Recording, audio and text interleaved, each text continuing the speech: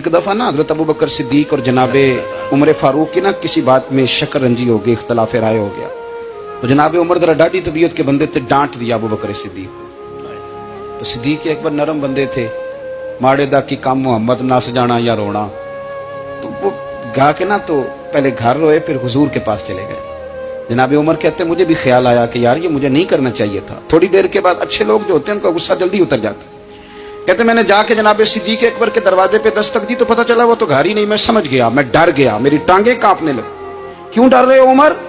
فرمانے لگے اس لیے ڈر رہا ہوں کہ ابو بکر جب اپنے گھر نہیں ہوتے تو دروازہ رسول پہ ہو۔ ساری بات تو سنا دی ہوگی۔ فرماتے میں نبی پاک کی بارگاہ میں پہنچا، سامنے ابو بکر بیٹھے ہیں، پشت مبارک میرے کریم رسول کی کعبے کی جانب، چہرہ صدیق اکبر کی جانب، دونوں کی گردنیں جھکی ہوئی۔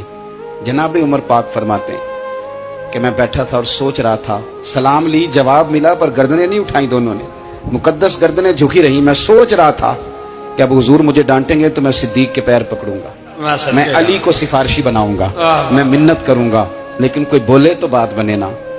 کہتے ہیں جب دیر ہو گئی، یہ سکوت بھی بڑا مشکل ہوتا ہے۔ اوہو، اگر کبھی وہ چپ کر جائے تو یہ بھی بڑا مسئلہ ہے، محبوب بھی چپ کر جائے۔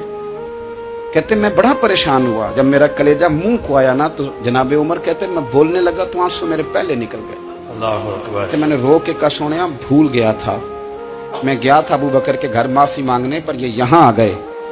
یہ میرے دوستو اس میں میری تقریر نہ سمجھنا، میرے رسول پاک کے یہ اصل لفظ آپ کو کتاب میں ملیں گے، آپ طبقات ابن سعد اٹھا کے دیکھیں۔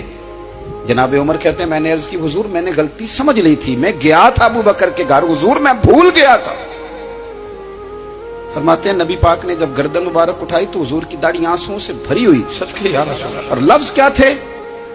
فرمایا عمر تم میری خاطر میرے ابو بکر کو معاف نہیں کر سکتے تھے؟